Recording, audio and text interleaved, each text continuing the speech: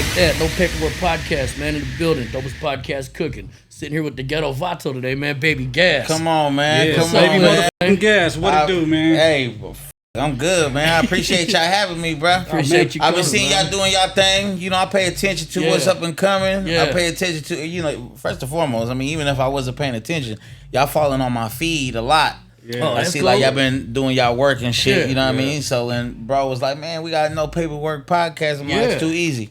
Yeah. That's too easy. Anything that's up and coming, anybody that's new and doing their thing, man, we like to be a part of it, bro. I know for the sure. California We support. appreciate you, man. Yeah. We appreciate you Very supporting. much. Appreciate you. I seen you was going to be at the event we was all at yesterday, last week, so that's why I was like, Oh, man, yeah, somebody yeah, holler- Tiger's Den. Somebody holler at Baby Gas and see we put Yep, him on. You know what I'm saying? I think I told BFD or And something. you know what? I when they reached out about that, I was like, you know what? When I do podcasts, I like it to be enough time. I don't like feeling rushed. Yeah. You know, typically when I do events, I got my family with me. I got Right. a team with me. Right. I got a lot of fans trying to talk to Wow. me. Yeah. So I ain't want to take away from that. So, man, Yeah. I'll do you one better. I'll come pull up. Yeah, Yeah, no, that's yeah, I good. We appreciate appreciate that. Hell yeah.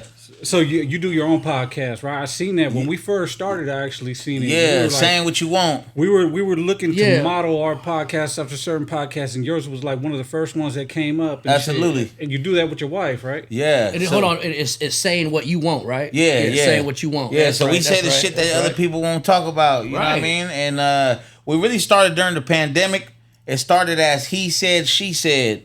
You know, people always like to hear, you know, the Yeah. women's point of view, the guy's Oh, point of shit, view. that's brave. But when it started to get to the time where we had to do legit business, the name was taken. So we had to switch Oh. some things up. Still delivering the same message. Yeah. But yeah, man, we've been doing that for quite some time. We're in season 3 right now. Really? It's going good. A Third lot of year, love. damn. And it's dope. I mean, you know, the podcast is like the new radio. Right. You know, people listening to you on the way to work, at For work. real. They No, that's- watching yeah. you when they come home from work. Yep. Everybody specializes in different things. We specialize more for like the adult audience. Right. People Right, with that's cool. kids. Adult people Swim. Yeah, exactly. Yeah, Adult Swim. Yeah. So we real rated R with it, you know, on our podcast, you know. That's But good. yeah, Hey, I for seen sure. on there you had that one cat on there, that actor cat, right? He had to sit No on the couch. LG, the guy that plays Hector. Oh yeah, Yeah, no, Yeah, he was the yeah. most recent guest. Yeah. How would you just run into him or something? And Yeah, business or yeah. something? You know, we been, you know me. I'm everywhere. Yeah. You know, I'm involved in some film, and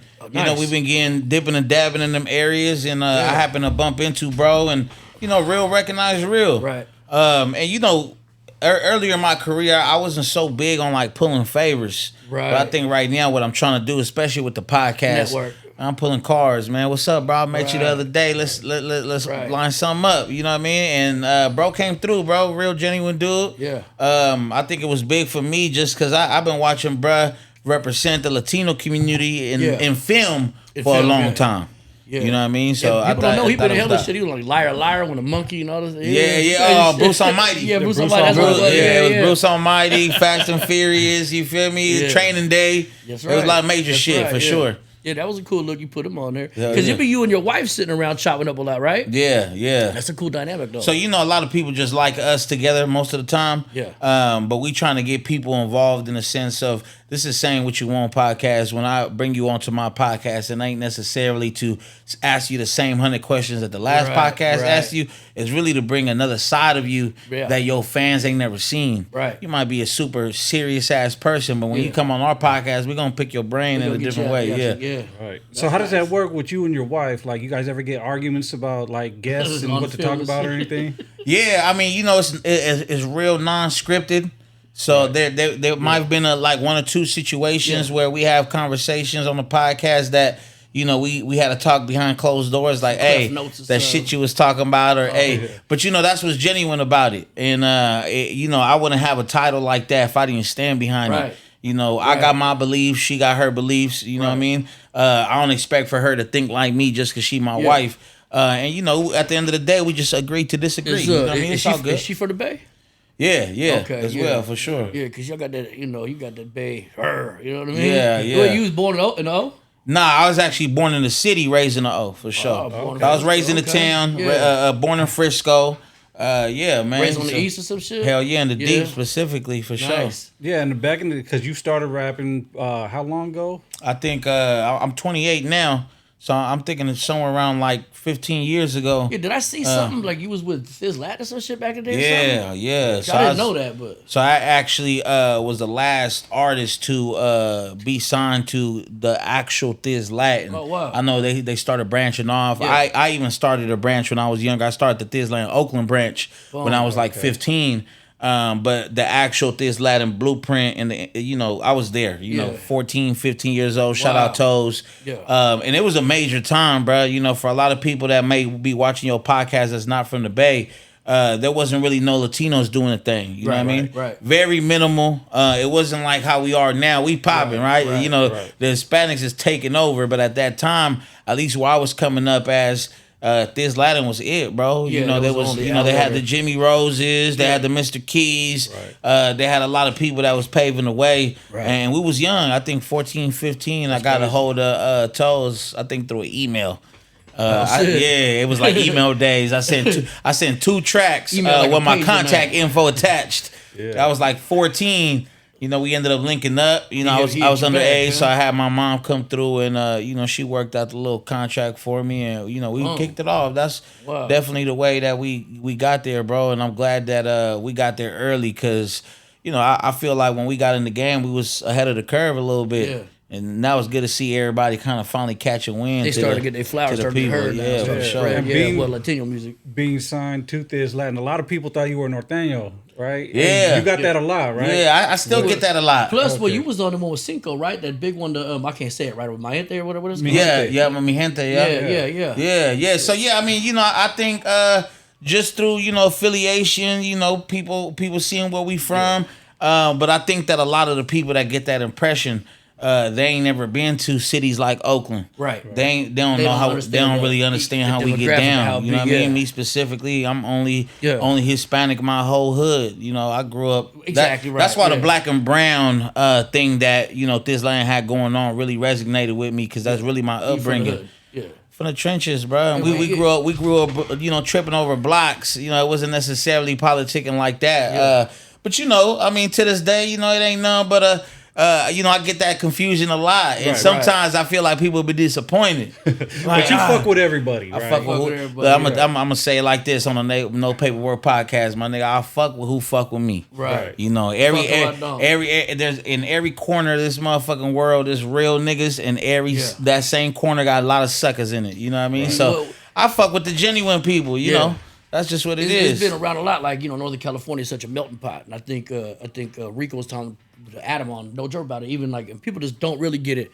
In a hood, it'd be some Asians, white cat, Mexican cat, black cat. Everybody talk the same. Everybody act the same. Everybody it's just hood shit. Yeah. And nobody really is politicking on race as heavy in the last 15 years, especially in Northern California. Everybody just be with everybody. Well, see, I think the thing for me was coming from the fact that when we was first rapping, and this was the Thizz Latin days, it wasn't really cool to be a Mexican rapper. Right. Yeah. I feel like it's gotten more popular now. Yeah. One of the main reasons I feel like is because the culture been televised. Yeah. People be talking about the cartel shit, the plug shit. All the shit, now it's cool to have Amigo with you. Right. But when we first came around, that shit wasn't cool. People used to talk down on it. People used to talk shit about it. So I always been about bringing my people to the forefront. Right. No matter what hood you come from, what you banging, that's just not my cup of tea, bro. Like I fuck with solid individuals. And Thizz Latin was, like I said, that stepping stone, man. And Toes until this day is continuing to provide that platform for a lot of people, not just the Hispanics now. It's, any race providing a fucking big ass distribution platform for people to be able to feed their families for a lifetime. Right. That's the type of major shit that we want to keep doing for our people. And that's huge, right? You're not going to put a hood to that. You're not going to put a face to that. Anybody trying to feed their family in any type of way, man, we here. Yeah. No, I get that. I see your chain, man. It is paleta cart, right? Yeah. Can you tell me the meaning behind that? Yeah, so, a lot of people knew me from the whole street vendor thing, right? I know in the last recent years, we kind of had some situations where, like, the street vendors were getting fucked with, and a lot of people were always tapping in with gas. I was coming through. We were raising money. We was buying people out. We were sending people home with their days paid off. Right. I think at some point there was... I believe 2022. We raised about probably almost like 100,000. Wow. And you know, we paid vendors all across the fucking country, you know, just to take days off. We was pulling up anywhere we found one, like, hey, how much money you need to go home? Right. Like, man, I need like at least 1,000 to call it a day. Cool. Wow. Here's 1,000.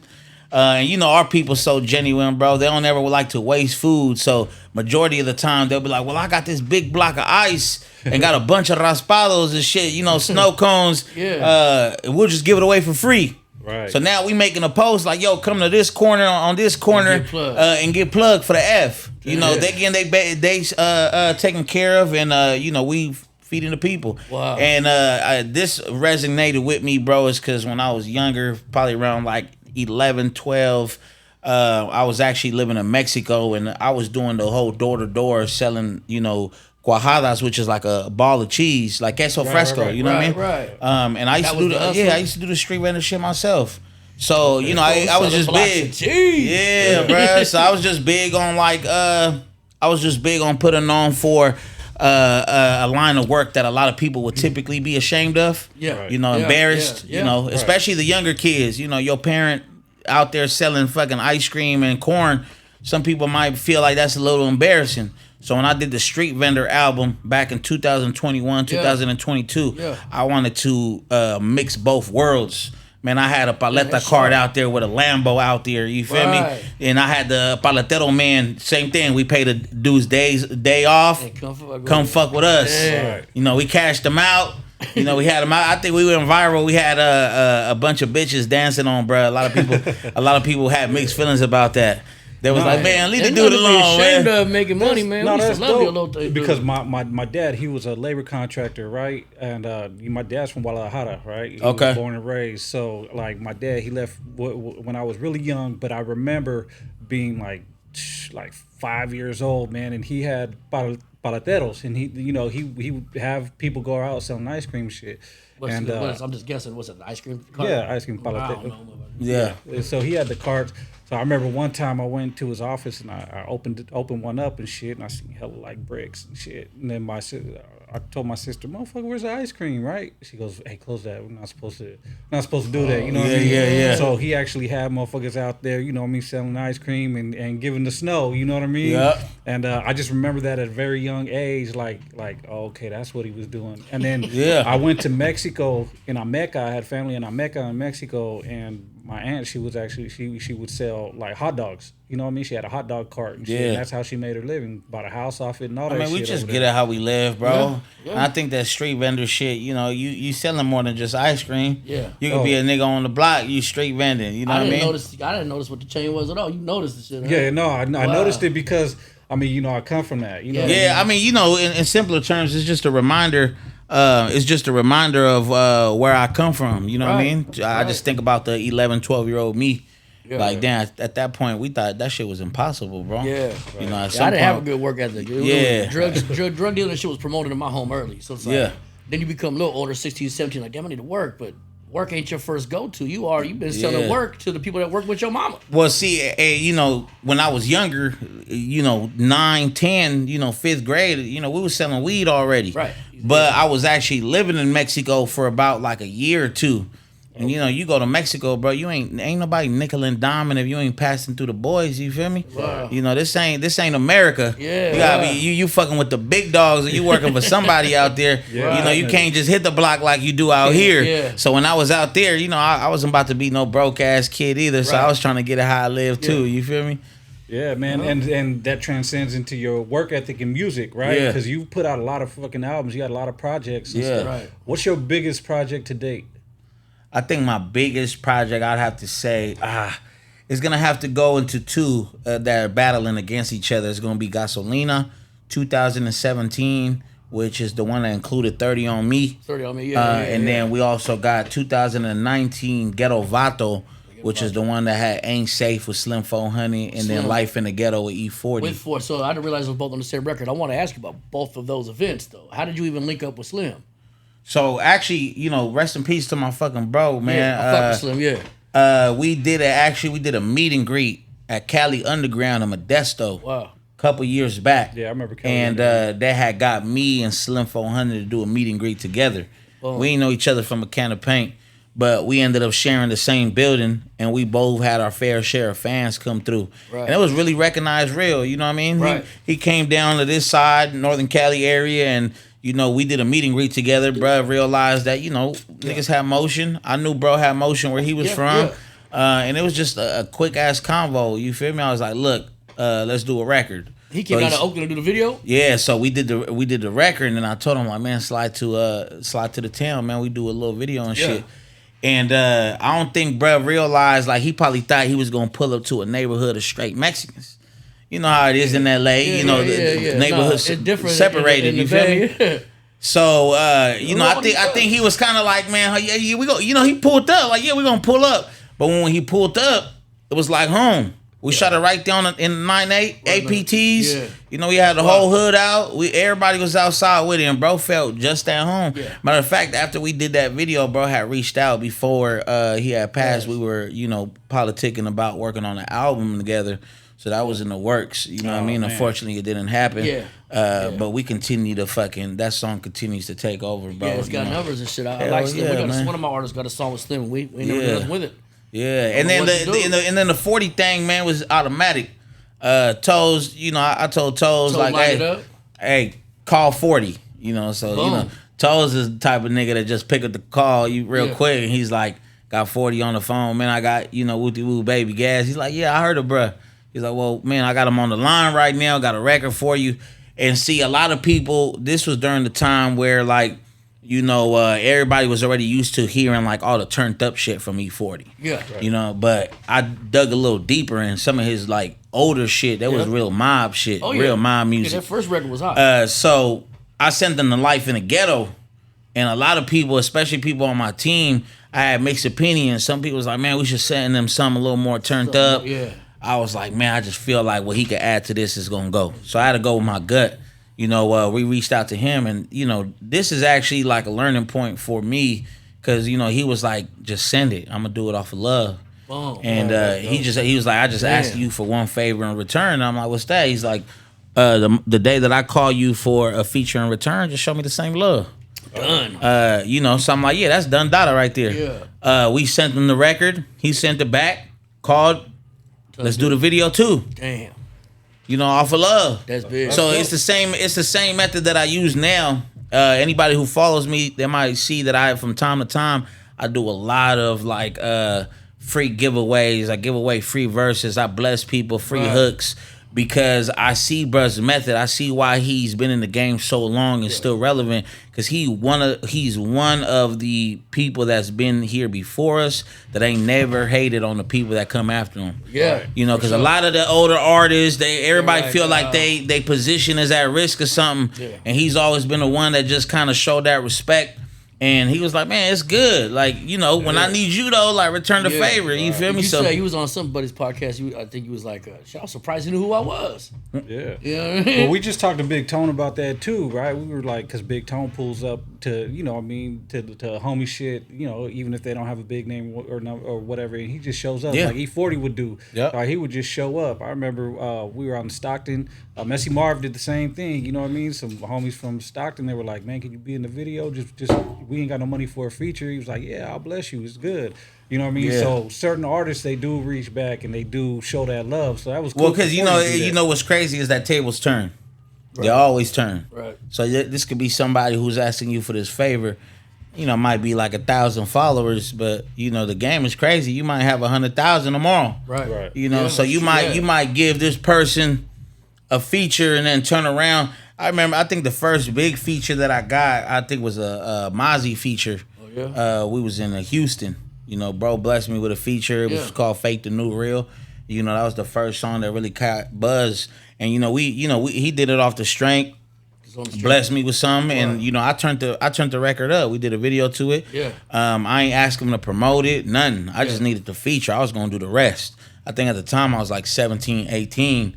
And we went the fuck up with it. And you know, when I seen him a couple years later, that's the first thing he's saying, like, man, fake the new real, huh? Yeah, like, you know, because that's just what it is, bro. Right. You gotta, you know, you ain't gonna be the hottest thing forever. Yeah. And sometimes you just gotta show love, you know? You gotta be genuine about this. That's a true ass statement, though. Fake be the new real, man. That's fucked up. Man, it's the real. And that was, I think that was like 2014, bro. And that statement realer than ever now. Yeah, for real. So what else you got going besides music and the podcast? Like, you into other endeavors? Hold on, let me jump one more to the music, though. You just dropped one with D-Lo, right?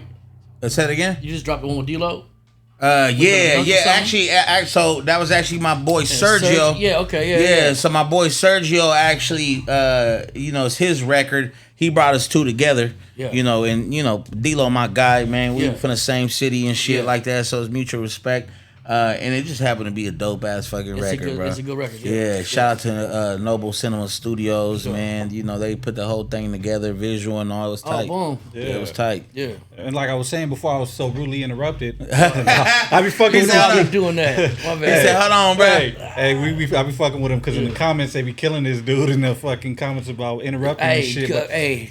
We just have conversations. Where I'm from, we really be interrupted. We be really rude. Now, I know it's not looking good on camera, but for real, I walk in the living room in the hood right now. It's blah, blah, blah. It ain't no regular convo. You got to pipe in and be loud. And that's what we do. We just have a conversation. I be feeling bad, but it ain't nothing scripted about this. Nah, it's good. That's how he's supposed to be, bro. Yeah. But if not, we'll get too deep into a convo, you may never get your point across. Yeah, and I ain't never try to offend nobody. Every motherfucker would say something if they were hey, man. Nah, fact. No, but like I was saying, you got other endeavors and shit besides the podcast and music? Like bro. I got everything that you could think of, man. I got, you know, I got the merch, of course. You know what I mean? Was it Trap Hours? Trap Hours merch. Yeah. You know, we've been killing it with that. Thank you to everybody that been fucking with us. You know, like I said, we've been dipping and dabbing into film for a couple years now. That's dope. From like shows to, you know, movies, and we hope to continue to start doing that a little more. Yeah. You know, we done dipped into the cannabis, tequila, you know, all of that. You know, we done had our fair share, bro. You got a cannabis brand? You know, we trappers, bro. You know, so anything, it ain't no specific brand. It's just gas with the gas. Yeah.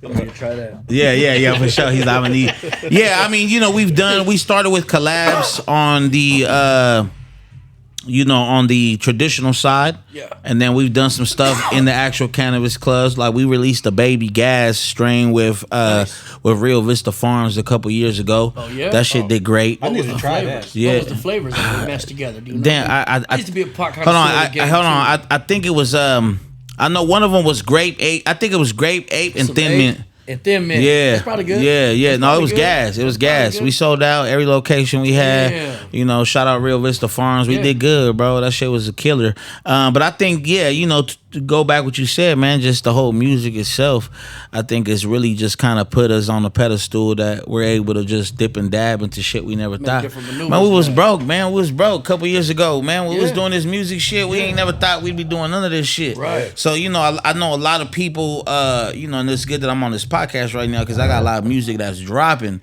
And I know a lot of people for the last few years like, Gas, you dropping slower than ever. Right. And it's because, you know, this music shit opened a lot of doors for me, a lot of shit that I never thought I'd be interested in that really, you know, like really started interesting me. Really? Like on the I'm trying to be the Mexican Jay-Z, bro. Yeah, I think I've said this shit plenty of times. You feel me? I'm trying to drop a couple albums on you. Make sure you recognize me from the bodies of work. But also, you know, have these different incomes and streams and shit. You know, my kids, I got plenty of kids to feed, and you know, I got kids to leave shit behind too. You know what I mean? So the music ain't gonna cut it. And the music getting cutthroat. They trying to pay us less and less. You see, it went from buying music to streaming music. Right. It done changed on us. You can see your mind wiggling what you said outside a minute ago. Like you in a writer's guild, like you protected like that. I didn't even heard that before.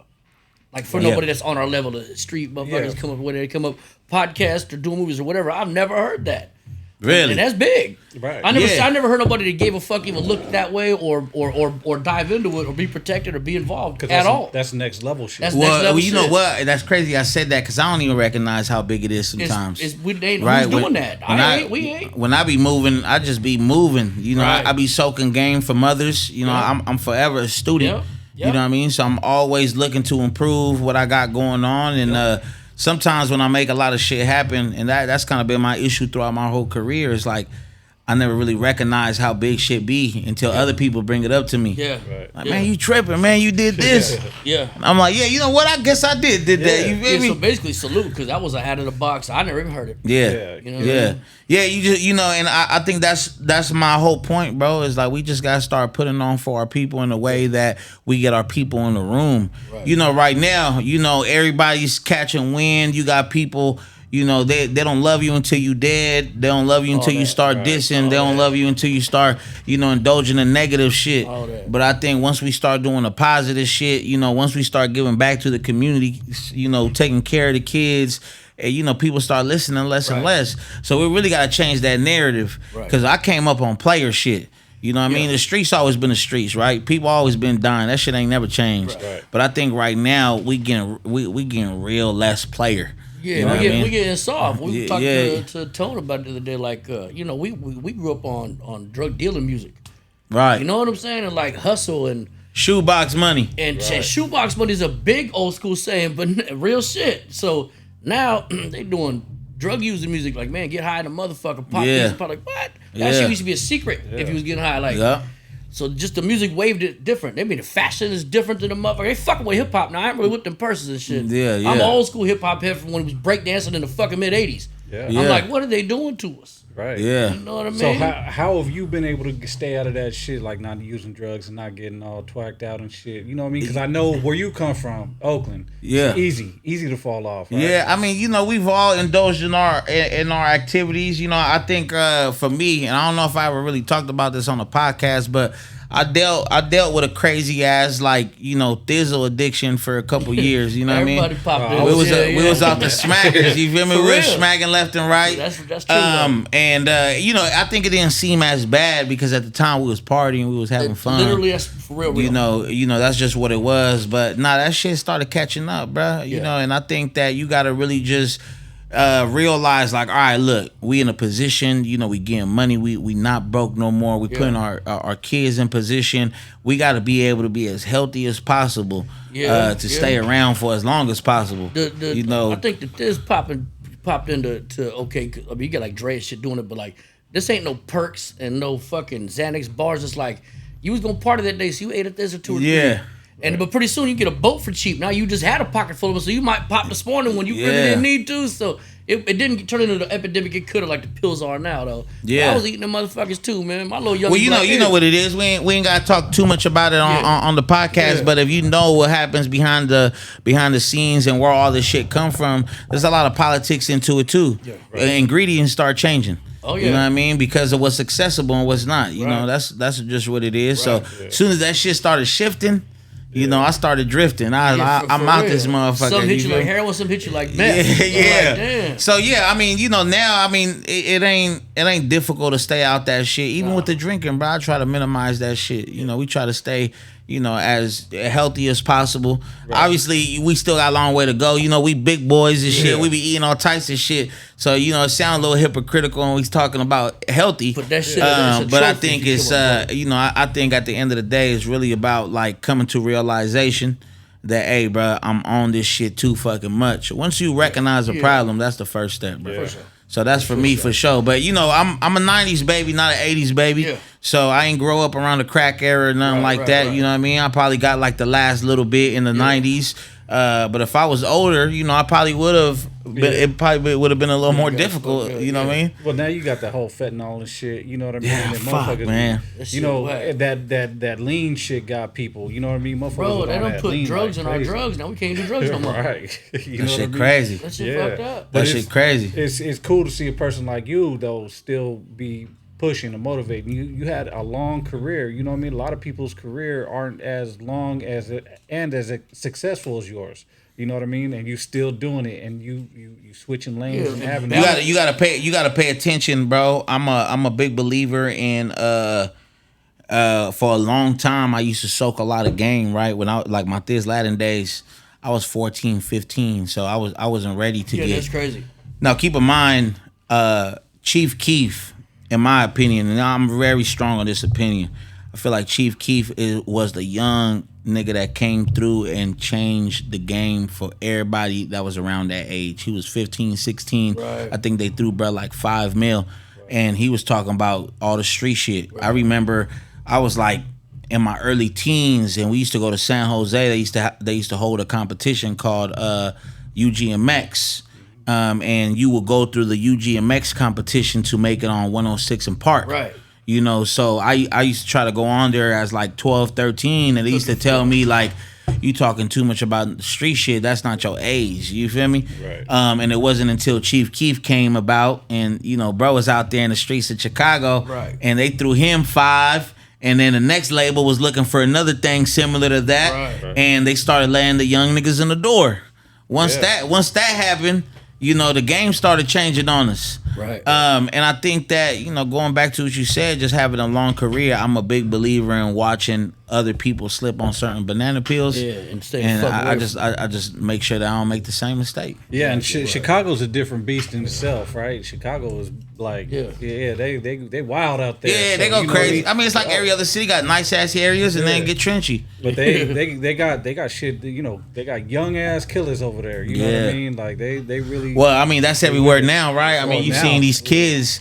You know, and that's kind of one of the things that's been changing, and it's very unfortunate that, you know, when we was growing up, like you probably had to just look out for the grown man that was out there in the streets, but now it might be a 12. Now it'll be a young. As long as you old enough to carry that thing, right? As long as you old enough to carry that shit on you, you feel me? Yeah. Everybody, you know, at least for us, you know, we still outside with it. You know, you gotta keep eyes on everything. You know, when we were younger, nobody was paying attention to the little 12-year-old. You know what I mean? Like now, you got to peep game on everybody because little bro ready to crash out. Yeah, for real. So you know the game is shifting on us, man. So it's very important that we start pushing that shit to the ones that don't know that it's possible. Right, man. Shit, you know, them young niggas just product of the environments, man. They don't know no better. Well, that's when we was talking about being big earlier. I was gonna say like, well, if you came up in the hood and a little hungry, literally.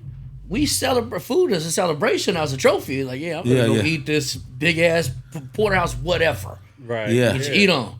Because I mean, you probably grew up similar to me, man. Beans and rice and tortillas, right? Yeah. Well, you know what? Growing up, my mom used to cook that, but I didn't even fuck with it until I got sent out to Mexico. Right. So I think like 8th grade, bro, they expelled me for selling pills and shit. And you know, I got old school Hispanic mom, so she like, I ain't having this.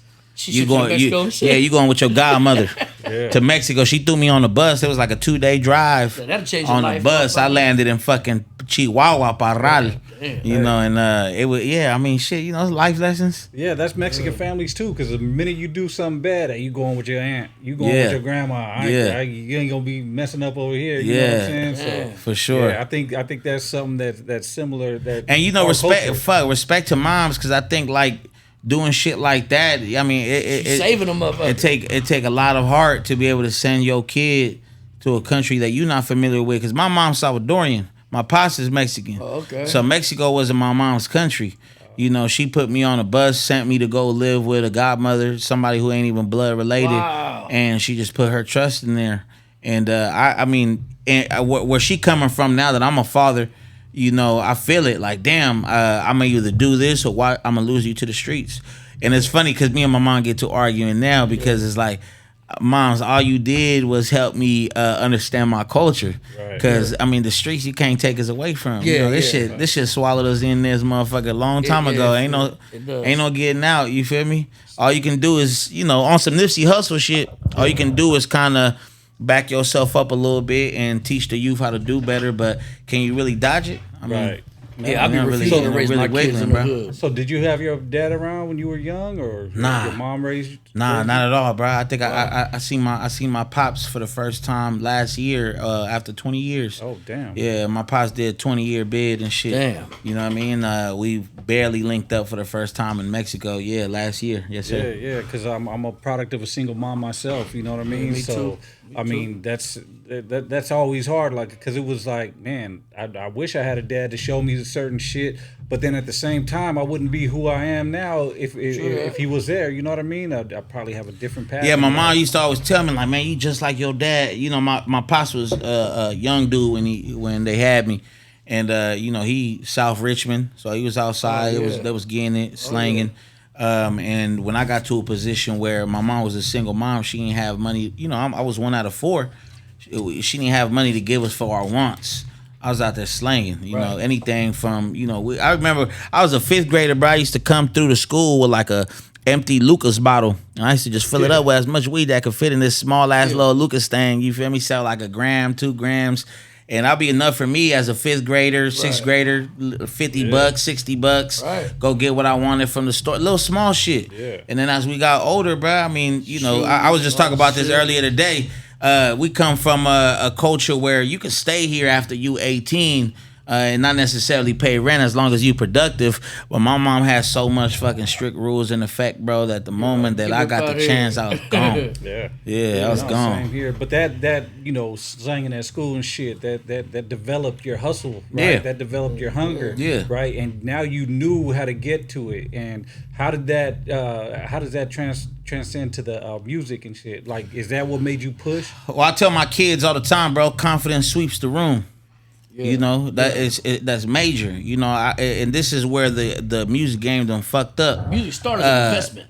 Well, the music started. You had to be a whole character to be in the music game, right? Now you got these motherfuckers behind a laptop. You meet them in person, they timid than a motherfucker. You feel me? They don't know how to talk. They don't know how to speak up. I don't come from that. You wouldn't have survived when we first got into the game. You had to be out there on the streets selling CDs to people. Ain't nobody was gonna walk up to you. You had to interrupt somebody's pathway, bro, to tell them like, "Hey, check me out." And that shit came from slang. What's up, niggas need weed? What's up? You feel me? Like all that. That's how that transitioned for me, at least. Yeah. So you came in at the CD, the end of the CD era, right? Yeah. So you were still hustling on the streets, for the Rasputins and shit. Hey, you know what? I didn't do the in front of Rasputins. I just did it anywhere I could. Okay. You know, like gas stations. You know, parties, anywhere that, and actually, just friends, people that be like, man, shoot me 10 of those. I'll sell them motherfuckers. You feel me? And we came. I think I dropped like 2 projects. like that. We did The Leak, which was one of my songs on there. It was the plug. I did that on CD, and then we did a compilation when I did Thizz Latin Oakland. I had a compilation called Purple Flowers and Muddy Waters. We did that on CD as well. You know what I mean? Nice. That shit, we was slanging, bro. Thousands. You feel me? I was just looking at a couple of Bennies that have a couple years on them. They have CD players, and I'm like, oh shit. Yeah. Oh well, you know, that's actually very popular right now. Like, couple of the newer whips that I've seen still got CD. Yeah, you know? I got a 21. I got a big truck, but like it ain't got no CD player in that motherfucker. Yeah. You know what I mean? A big old Laramie. I still get a lot of requests for it. I think I'm gonna bring it back for the new album. A lot of people have been requesting CDs. People be driving their classics. It'd be dope to have a tape. You just couldn't play the motherfucker on nothing. Yeah. Unfortunately, I didn't get to experience that. I did record music early on when they didn't have Pro Tools. You had to record strictly into the mixing board. Right. Yeah, so you know you did your hook 3 times. There wasn't no copy and pasting. You know, that like the rolling and shit? Yeah. Like I said, I'm 28, bro. So you know I got to see a little bit. I think I did like 2 records like that. Yeah, wow. Before we transitioned to the whole Pro Tools thing, it was cool. Yeah, you hella young though. Yeah, you were still doing that shit. Man, like I said, 13, 14, did the whole Thizz Latin thing. Right. And then at 15, 16, I started my own branch in the town. Right. And started putting artists on. And then I actually brought, you know, one of my folks, shout out my boy Primo.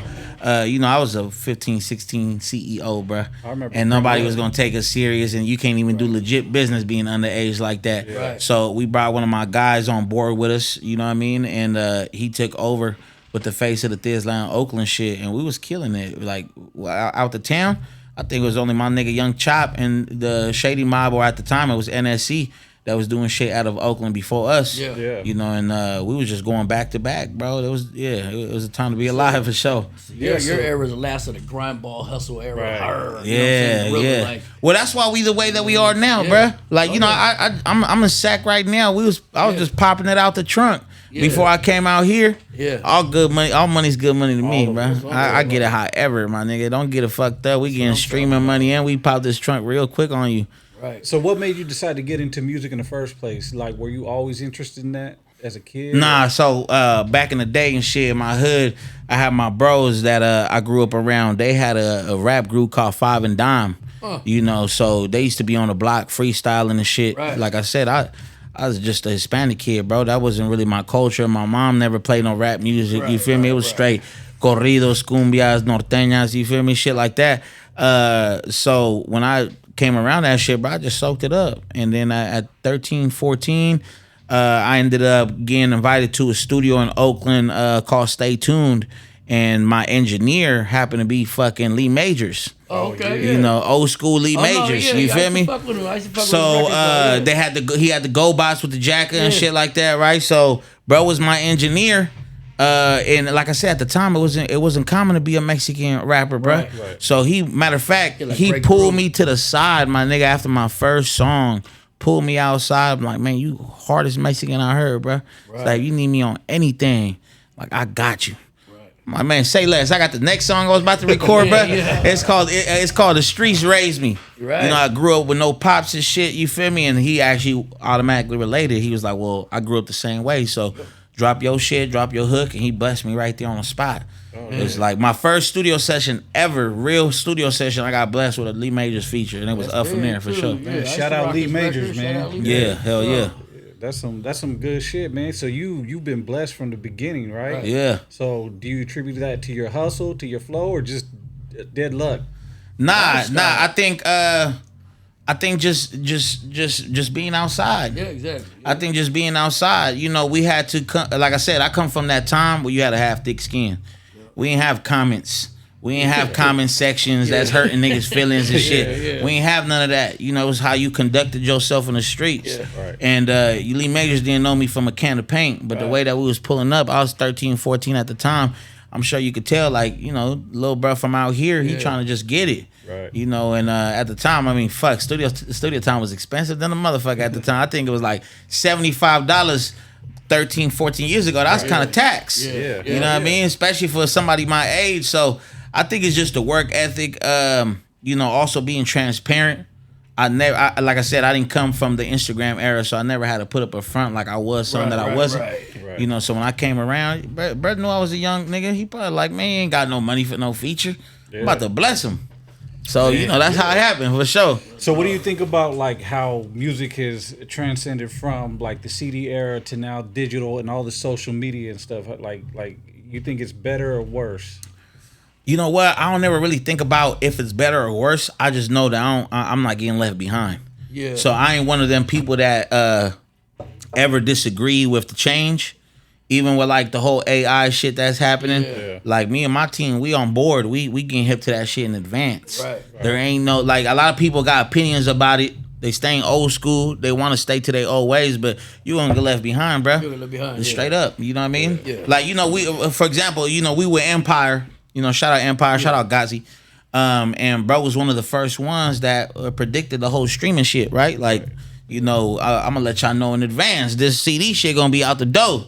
Right. And he predicted that to the point where by the time that he was a couple years deep with the streaming, these other labels were barely transitioning. Yeah, okay, you know what I mean? Yeah. So, like, that's a prime example. You know, you either get a head start with everybody else, or same thing. Didn't we go through that with TikTok? When TikTok first came out, people were like, man, y'all look goofy as fuck out there dancing on TikTok, till niggas started receiving plaques because they went viral on TikTok and started feeding their families and shit. Now everybody and their mama doing a little wiggle on there. That's just how it is. Videos and all sorts of shit, getting millions. And you know, I got my kids is getting big on me, and they showing me the way, bro. I pay attention to like the shit they learning in school. You know what I mean? Like all the stuff. Like, actually, I remember when the whole meme thing started becoming popular. Yeah. My daughter came home, like, that was one of her projects at school. Oh shit. So I wanted to include her into like our world. So I was like, hey, I got a song coming out. Shoot me X amount of memes, and for every meme that we use, we'll pay you. Oh shit. You know what I mean? Wow. So she had learned how to make memes at school. And she was making them for us, and you know, it was just showing her like a way, like this could be how you make your living in the future. Man, that's crazy that they teach that shit in school now, isn't that crazy? Like I'd never heard of that and shit. Man, they doing coding, they getting deep, bro. Remember remember MySpace days? We used to do a little coding and shit. We used to pimp out your page. Like a lot of motherfuckers stopped paying attention to that. and now don't realize that everything we utilize in is straight coding on the back end. Oh yeah. Yeah. So now it's simpler though because the apps do it for you. Yeah, You know what exactly. I mean? So but somebody got paid to simplify it for you. Yeah. So Missed that one. and then with going back to the whole music thing and shit, right? Like you see a lot of the stuff that's happening right now on like social media and stuff, like people arguing and getting into this shit. Like, you ever get caught up in rap beefs on social media or stuff like that? Nah, I don't do no rap beef, brother. I'm gonna keep it real with you. You feel me? Like, you got an issue with me, we gotta take it up when you see me. That's just what it is. That's just what it is. Because like at the end of the day, I feel like the social media can also add fire to certain shit that might have got misconstrued. Sure. It might have made it bigger than what it really was. Right. We come from the era like, we could come through, bro. Holla at me, you tripping, what you tripping on? Yeah. And if you still feel some type of way, then get off on what you mad at. You feel me? Right. Yeah. But I think the whole social media thing of, as far as business, do your thing. Get it how you live. You feel me? If this is running up your views, I'm a big believer in turning attention into product. But make sure you turning attention into product. Right. Don't be dropping disses and going viral and dropping nothing. Nigga, if I was out here going viral for dissing, I'd have had an album ready for your ass that same night, like I was on fucking Super Bowl halftime or something. Right. Yeah. That's just what it is. You gotta take advantage if you conducting yourself like that. But everybody got their own way of how they do shit, bro. Right. I'm just to me, I'm not a fan of it, especially now as a family man. When we outside, bro, in certain scenarios, we playing straight defense. Yeah. Well, nowadays, like, it's easy for a person to make a negative comment about you, right? And then that turns into 20, and that turns into 50, right? Yeah. Like, so, did you find that weird for you? Because I know it did for me, coming up from weird.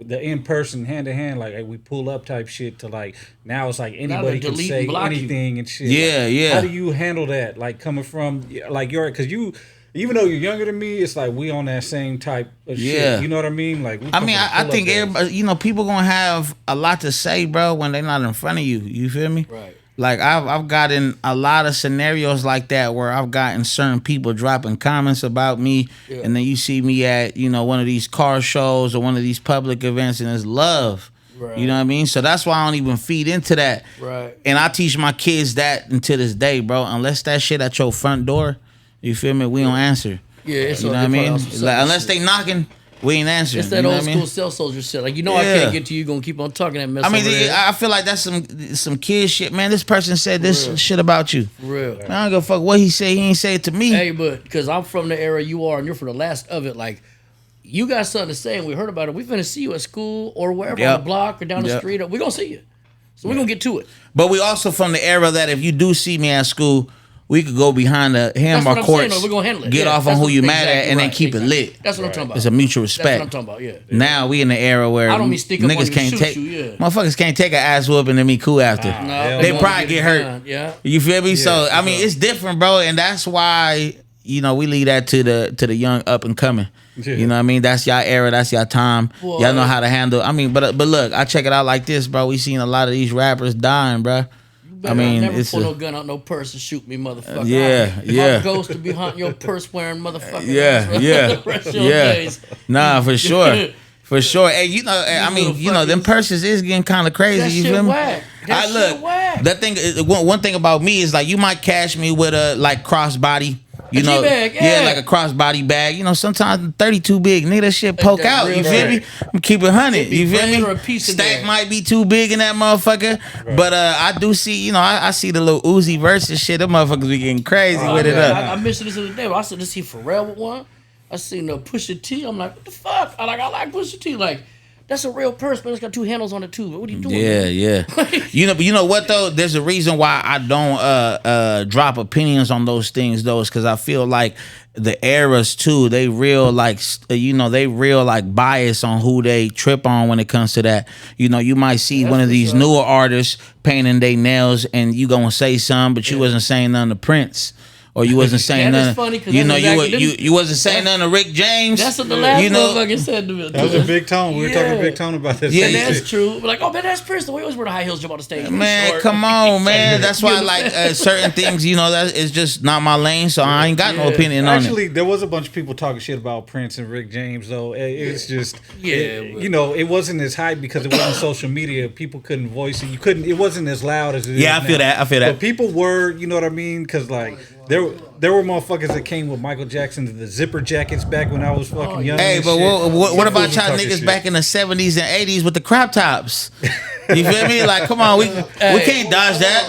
Hey, Mesh jersey. with the mesh jersey that Yeah, went just I on mean, your you know, nipple and everybody, shit. you know. Everybody got a picture with their cousin with one on. I was just watching the movie, The Principal. It was filmed in Oakland, right? Yeah, that's a remember good with movie, though, the Jim old Belushi? Jim Belushi, yeah. Yeah, they were all dressed like that. It's Yeah, like, they man, was. motherfuckers. They had old boy from the Five Heartbeats on that motherfucker. Yeah, they had Louis Gossett Jr. or whatever. He played Yeah. one of the security guards. You ever seen that movie? Nah. The Principal. It's Look it up. hello. It's It's in the filmed 80s, in yeah. Oakland and shit. It's I might have to peek that out. It's Yeah. about a principal that that like took over a bad school and then like he went be head to head drunk with a and drug fighting dealer. and Yeah, he drunk was a shit. drunk principal. They put but him in a ghetto You gotta school. watch it, man. It's actually it's an old movie and shit. Then I feel but- like, am I tripping? Or we seen that scenario a few times? Is it like a Freedom Riders, like Yeah. Colors, Kind of. shit, some shit Coach like Carter and all that. yeah, shit like that. Okay, for sure. Yeah, Which was but this also original. this was back. I mean, in the yeah. 80s. Oh, okay, yeah. See, that's why I ain't seen it, bro. Anything. I think I'm at the age right now where I'm going back to seeing a lot of those. Yeah. Like I ain't gonna lie. Lately, I've been on fucking what's that shit called Tubi. Oh yeah, Tubi, you know, not the Tubi original films, they be corny, but the platform Tubi, they've been having like hella them classics from the 90s, yeah. 80s, Yeah. and I'm like, hey, I've always heard about this movie being good. I click on it, and Right. ain't gonna lie, come with it. Yeah, I've been going back and I just saw American Graffiti for the first time because everyone was like, man, Oh, that was one of tight, the yeah. greatest That ones. shit hella And I was hard. like, man, they got hella dope ass rides in that car Yeah. in that movie, man. Yeah, Like, for sure. That's I'm like like, our shit. parents' movies though. Or some shit. Yeah, that's but what our parents like. because a lot of 18 or people something. talk about it like that's one of the best films that do say what's that. his name George Lucas made. You know what I I mean? didn't even That know was he made it. That was a George Lucas film, and it was what's his name? Ron Howard was in it. Yeah, you he know what I was. mean? And so Opie. was Right. Harrison Ford was in it. So I went back Han and watched that Solo? for the first time. Yeah, Han Solo was in it. You know what I mean? We call Yeah. them by the actor names and shit or whatever. So what do you do for fun when you're not working and shit? work, man? Shit, I mean, I do. I mean, you know, lately I be kicking on my kids, bro. Yeah. My kids is hella funny and shit. That's my, you know, they're my kids, but they're my dogs too. At the same time, bro, we be everywhere. I think that I've been reliving like my childhood to them. You know, growing up how we grew up, we didn't really have that. You know, it wasn't really no fun shit. We was outside seeing crazy shit.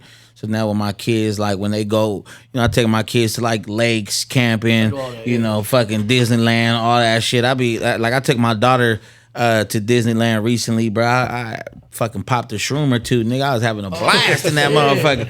I was having a blast. I was everywhere, bro. I swear to God to you. And you know what? Like I think that the fact that my kids is getting older, brother, at the point where they speaking up, they tripping if you ain't showing up. You know what I mean? If they got basketball games, football games, cheerleading, and you ain't there, they voicing that shit. You know, they ain't them young kids no more that used to just be like, oh, all right, dad didn't come.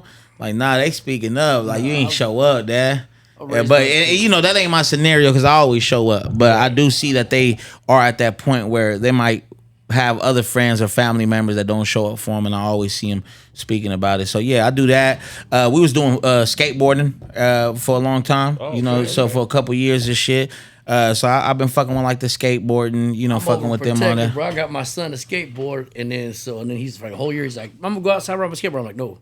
When I was like, I don't want you to fall or get hurt. And he's like, why you buy it for me? I'm like, I don't know. I'm like, you ain't riding on my watch. Wait for your mom to get home. Yeah, you know what? When I went around the skate community, bro, like when I was growing up, obviously the skaters, they were like a certain type of person. Yeah. I feel like we're in an era now where everything's mixed. Yeah, true. even like when we was growing up, I felt like the gothic community, even the rockers, all that, they were a specific group. Yep. Now everything's mixed. You walk into a hot topic, they got rap shit all through that motherfucker. Yeah. You feel me? So now we at a point. So I took my kids to the skate park for the first time, And I didn't realize that community was like that, bro. Like, you know, somebody fall, ain't nobody laughing. You know, in the hood, we'd have roasted your ass for laughing. Right, you know, you go to the skate park, bro, you be 10 people trying to pick you up. I'm like, man, you almost had it. Do that shit again. Yeah. So, so it's a certain mentality that my kids be soaking up. You know what I mean? So yeah, I fuck with it. Other than that, I mean, shit, whatever we could find to do for fun, bro. Yeah. We be doing stupid shit. You know, like I said, I ain't that old. You know, I'm still down to get out there and do what it do. Oh yeah, no, you still young as a motherfucker. But so, do you find it hard to like balance your music and your podcasting with family? Like, is that difficult, or because your wife supports you and shit, you find it like it's one and the same? Well, I think everybody in my family got to understanding that this got to happen if we want to get to where we going. Yeah. You know what I mean? Like, all my kids been a part of the journey. You know, a couple years ago, we was still in the hood with my kids. You know what I mean? I didn't make it out the hood before my kids came along. You know, we was still in the hood together. Right. And then now compared to where we live now, you know, they know that we're only living there because of the fucking work that we put in every day. Right. So if everybody want to have fun, I want to have fun. My wife want to have fun. My kids want to have fun. Like I mentioned earlier.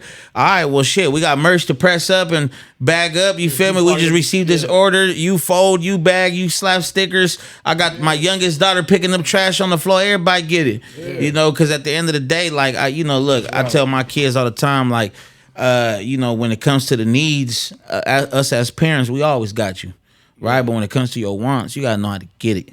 You know what I mean? And I'm gonna show you the other ways to get it, so you don't fall into my shoes trying to sell weed, nickel and diamond over here. Right. I could show you how to fucking, like, recently, before summer started, I did a career day presentation at my daughter's school, and I showed them the clothing company, right? And we showed up with like all this merch. And my daughter sold like 40 shirts, bro. Damn. You know, yeah. Like the next day, you know, I show love. I'm like their kids, so I'm like, tell them just shoot us dub a shirt. Yeah. But the next, that's still good. Yeah. Like, what? The next day she came through. She was stuffing up her backpack. I'm like, what you doing? She's like, I got orders, Dad. Like, got orders. And then she come home like, all right, look, we ran out of extra small in this. We need more of that. She's in the business now. My friends don't like this. They don't understand that, but they want this bear. You know, like, you know, and then she's soaking how it's working, and we teaching. You know, it's all a fucking. And when we done with this and we sell all these shirts, then come on, family trip. That's how I go, right? I mean, hey, that's dope to incorporate them like that. Yeah. You know, and a lot of parents says it'd be rough. You got chores, do this, do that. Shit, it ain't really chores. It's your contribution to the family. Right. Daddy gonna get this gas money and this food money and this rent over our heads, and then well, who else is gonna look at all the shit I gotta take care of? Right. Insurance or a car note or mowing, and lay the whole thing on the table with these kids. Like, look at all the shit that has to be done every day. So help contribute, motherfuckers. Yeah. So I wasn't perfect, right? Like I did go through a time where I realized my kids were getting too spoiled. And it happened at a point. I think we went to a movie theater. So you know, we typically, when we go as a family, we go to the movies. You know, people know who we are, so they show us love. Like, there was a specific movie theater we started going to, and they'll give us the whole theater to ourselves, right? Yeah. Like, hey, we don't want nobody bugging you. Y'all could just have the theater. You know, they giving us popcorn, all the shit. Well, the dude had blessed us with like candy, popcorn, and then my son ended up making a comment like, "Oh, what about a drink?" And it was some small shit, but in my mind, it like stuck with me. Like, man, that's how spoiled my kids are. Ungrateful. You felt like he owed you a drink too, when he don't owe us shit. Right. You know what I mean? So at that moment, I had to switch it up. You know, I make sure that, you know, all my kids do public school. We don't do no private shit. Because this is my lifestyle. You know, you might not want this. You might not want to be a homeschooled kid. So I give all my kids the privilege of doing public school. And now when, you know, my kids are getting older, like 14, 13, so when they want to go to the movies with their friends, it ain't no, Dad, can I get some money for the movies? They'll let me know in advance, like, hey, we all going to the movies on Friday. Do we got any work that needs to be done so I can make my money? Yeah, you feel me? So now it's like resonating with them. Like, you gotta get it, because like I said, you going with your friends to the movies. I don't owe you that. You feel me? Right. But I got everything you need. I got all the tools you need to make that money for you to go to the movies. And that's something that my mom didn't do for me, probably because nobody taught her. Right. And shit, I was a fucking 5th, 6th, 7th, 8th grader nigga getting it, slamming everybody kids for what it was. So if there's one lesson you can teach your kids, what would it be? Like one overall lesson that you can just spit out. You know what I mean? One piece of game. One piece. The main piece is don't hold your tongue. That's just what it is. Right. Closed mouth don't get fed. You know, and that's one of the things. I say that all the time. That's one of the things we talk about on our podcast, right? Is a lot of people think that communication is key, but the key to it all is transparency. Right. You feel me? You could communicate with somebody and be fucking lying. You know, you gotta keep it 100. I tell my kids all the time, keep it real with me, with your mama, or whoever. I don't care whose feelings you hurt. You know, you should always put your cards on the table. Even when it comes to women, even when it comes to relationships, I feel like a lot of grown ass niggas be lying like they some kids. They be lying to their bitch like it's their mom. Right. Nah, I'm gonna put my cards on the table. If you wanna fuck with me, you gonna fuck with me. That's just what it is. Right. You know what I mean? My kids heavy about that. I sleep good at night knowing I don't lie to nobody. Yeah. Just what it is. No, that's some real game. Yeah, closed mouth don't get fed. I be saying that all the time and shit. No, like. Because, dude, you gotta ask for what you want, right? And you gotta let motherfuckers know how you feel, right? Because if a motherfucker touch you the wrong way, like you put the hand on the shoulder, you be like, hey man, don't touch me like that. You know what I mean? You gotta tell kids at an early age, right? So they can be vocal and shit. And speak up. But you know, they gotta know they got people in their corner, man. Right. You know, that's one thing that I do for my kids. My kids know I pull up. You know, school, whatever. You know, somebody's parents tripping. I'm the fun dad. I'm pulling up. You feel me? And you know, you a single mom. I got a wife. You know, anybody who tripping, you know, we pulling up because I feel like when I was younger, it made us speak up for ourselves, and it worked when it was other people of our age, right? Nobody gonna push us over and shit. That's not how we grew up. But when it came to like teachers, you know, bro, they'll send us to support room or they'll suspend us for nothing. And moms were so busy that there was nobody to fight back. No. Now where I'm at with my kids, bro, I done overturned a lot of suspensions. Wow. Yeah. Because I done pulled up like, hold on, lay this out on the table for me, bro. What happened? And so this we ain't doing that. That's actually why I dropped out of school, man, because I kept getting blamed for shit other people were doing, and I was just like, well, fuck it then, fuck school. You know what I mean? Yeah. So I dropped out, and then I went back and got my GED, and I was like, I think I was 25 when I went and got my GED, and I was like 28 when I went. And you know what? My, and salute to you, bro, because I just signed up. I'm going back for my high school diploma this upcoming season because I'm going through that right now. Where I'm at a point right now where I'm telling my kids do this, do that, do this. I can't be hypocritical. I ain't never got my diploma, but I'm pushing you to go do something. You know what I mean? So I took the time to go sign myself up. So I ain't gonna say what schools I am, but if you see gas in class with you, mind your business. You know what I mean? That's weird because I'm about to put a joke on you when you just said that, and then boom, here you come with I'm doing it too. I'm like, my last computer grade was 6th, and all I try true story, but all I try to do is teach my kids how to not fuck up. And show them all my fuck ups. You know what I'm saying? I'm constantly doing it. And again, about lying, don't ever lie because I can't help you all the way through whatever it is. Right. And don't be scared of shit where you gotta lie. Right. Because that's some coward shit, and a coward died 1,000 deaths. I mean, you're gonna wake up every day and have to own that motherfucking lie you holding. So not doing that. You know, that's funny you said that because I think my kids had never really experienced me at a stage like that.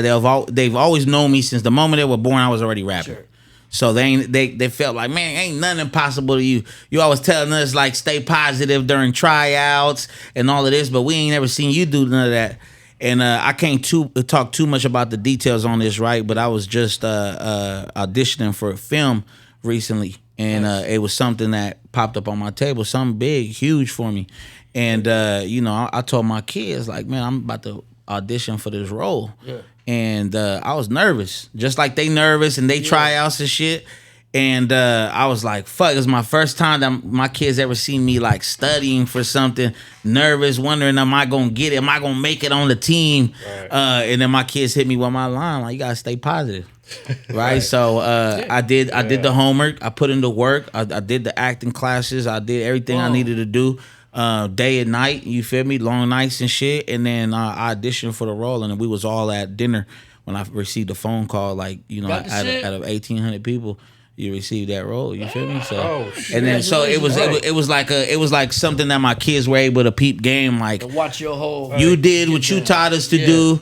It's the first time. Yeah, to you, man. Yeah, that's some big shit, man. Thank you for sure. They got to see you implement that advice. Yeah, exactly. And make it work. And I was glad that it happened that way because they're like, man, you just confident as rapper. Right. You don't know what you talk about. Talk about be positive and shit. So yeah, it was cool. Yeah. So when you get that film, man, you got to come back, man. Let us know how it was, man. Oh so man, that shit. We can do a review on your acting. Y'all gonna see when it come out. I'm hoping that it hits the fucking theaters this year, man. So nice. Congratulations to you, man. Sure. That's some good shit. That's some big shit, dude. And that, and that's just what we was talking about, right? Like just taking advantage of like this music shit, and obviously it's opening doors for us. Because when we was coming up, bro, nobody like when you ain't got nothing to show for, they just look at you like another Hispanic kid.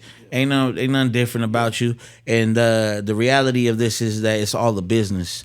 And one of the things that people realize is that, like you mentioned before, Gas been around for a long time, and Gas got a loyal ass fan base. Right. That's one thing about me. It don't matter what I sell, bro. The people that fuck with me gonna copy. Right. And that's because we ain't been building a rapper. We've been building a brand. That's the difference. Right. You feel me? Baby Gas is a brand. He do all types of shit. You might see that name on a weed bag, or you might see it on an album or a billboard. We done did all of that.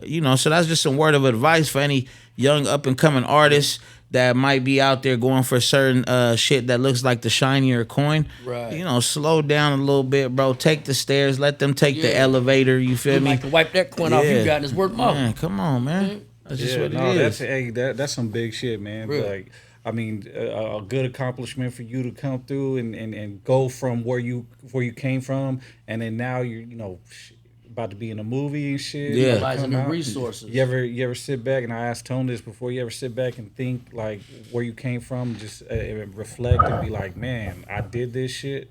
Like I do, bro. I'm not gonna lie, I do a lot. I actually fucking I think about that shit all the time. Like one thing about me, I'm not good at social media.